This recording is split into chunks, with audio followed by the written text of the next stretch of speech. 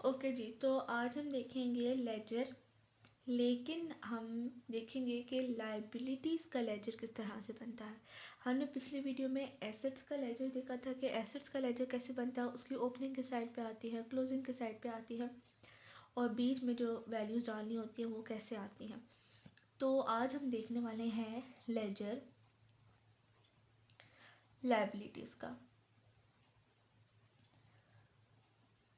अच्छा, इसके लिए हम सबसे पहले एक छोटी सी एग्जांपल अपने लिए लिखते हैं, जो कि है Ali paid a salary of ₹5 lakh to his employee।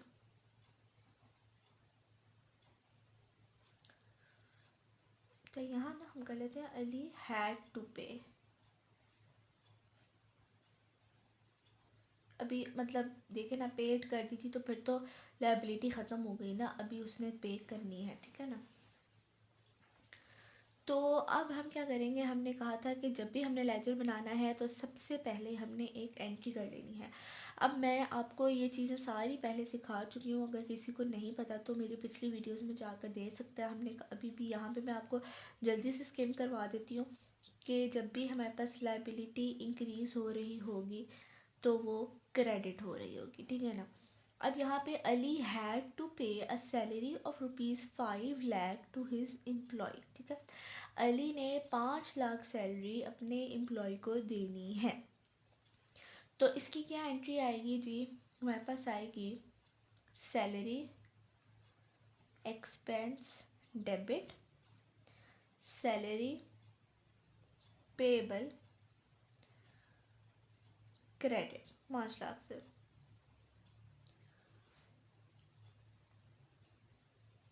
ठीक है। अच्छा, सबसे पहले हमने कर ली एंट्री। इसके बाद हमने क्या करना होता है, हम लेजर बनाने के लिए बनाते हैं एक टी अकाउंट। टी अकाउंट क्या है, कैसे क्यों बनता है, ये सारी चीज़ें मैंने अपनी पिछली वीडियो में आपके साथ शेयर की हैं। अच्छा, अब पहला स्टेप हमारा होता था एंट्री।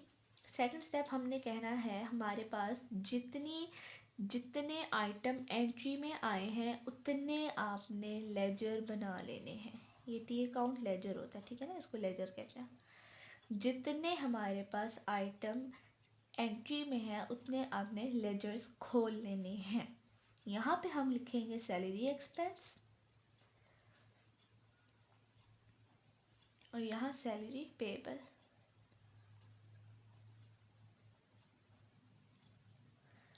अब मैं आपको जल्दी से शॉर्टकट बता देती हूँ, जो मैंने पिछली वीडियो में पूरा डिटेल में एक्सप्लेन किया। अगर कोई खाली ये वीडियो देख रहा है तो उसको मसला ना बने। तो शॉर्टकट जो हमारा है वो है, ये देखें,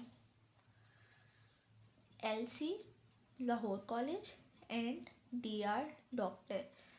जो भी चीज़ क्रेडिट हो रही है उसको हम लेजर में लेफ़्ट साइड पर लिखते हैं।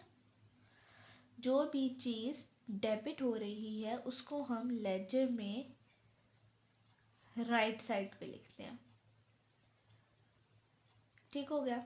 अच्छा, अब आप देखें, आप खुद बोलें, salary expense debit, salary payable credit. अब इसके अंदर जो है सैलरी पेएबल क्रेडिट हो रहा है, ठीक है ना, और यहाँ पे सैलरी एक्सपेंस डेबिट हो रहा है। तो हम कैसे पढ़ेंगे, salary expense debit, salary payable credit. हमने कहा था जो भी चीज़ क्रेडिट हो रही होगी वो लेफ़्ट साइड पे आएगी। तो ये है हमारे पास लेफ़्ट साइड, तो यहाँ पे हम कर देंगे सैलरी पेएबल 5 लाख से। यहाँ आ जाए तो हमने कहा salary expense debit, salary payable credit.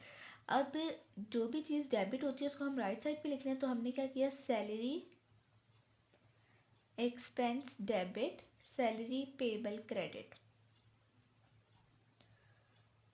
अच्छा, इसका मैंने आपको पिछली वीडियो में एक्सप्लेन किया था कि जो जिस चीज़ का लेजर होता है ना, वो चीज़ उससे जो ऑपोजिट चीज़ होती है ना वो हमारे लेजर के अंदर आती है।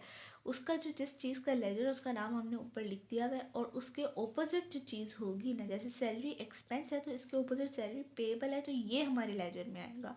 और ये सैलरी पेएबल है, इसके ऑपोजिट में सैलरी एक्सपेंस है, तो ये हमारे लेजर में आएगा। ठीक है ना, ये हो गया। अब हमने कल जो है ना एसेट का देखा था, आज मैं आपको बताती हूँ लाइबिलिटी का।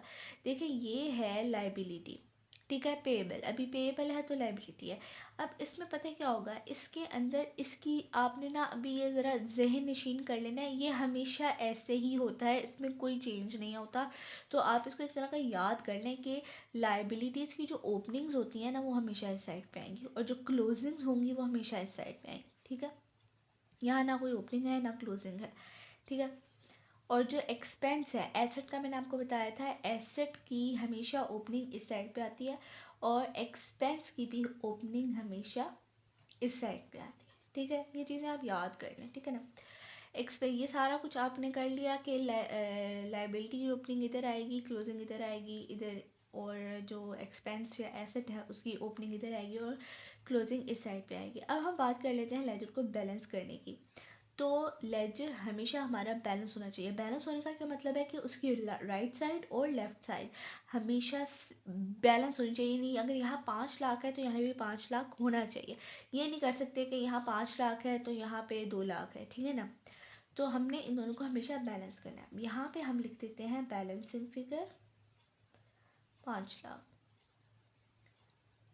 ठीक है, वैसे तो अगर हमारे पास कोई अमाउंट ना हो यार, जैसे अभी हमारा एक बहुत सिंपल सा क्वेश्चन था, तो इसके अंदर और कोई इन्फॉर्मेशन नहीं है, तो हमें इसकी जो बैलेंसिंग अमाउंट है ना वो यहाँ क्लोजिंग में लिखनी चाहिए।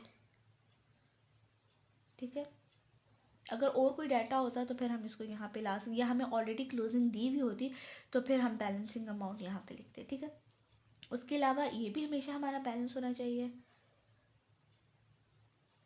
तो ये हो गया हमारा बैलेंस। अब देखें, कुछ चीज़ें थी, कुछ बातें थी जो आपने जहन में रखनी थी लेजर बनाने के लिए। सबसे पहले आप याद रख लें कि आपने करनी है एक एंट्री। सबसे पहले एंट्री करनी है, फिर एंट्री को बोलना है। जिस चीज़ का लेजर है उससे ऑपोजिट जो भी चीज़ है एंट्री में, उसको आपने अपने लेजर में इनपुट करना है। वो कैसे इनपुट करना है, अगर वो चीज़ क्रेडिट हो रही है तो उसको हम कर देंगे, लिख देंगे लेफ़्ट साइड पे लेजर में।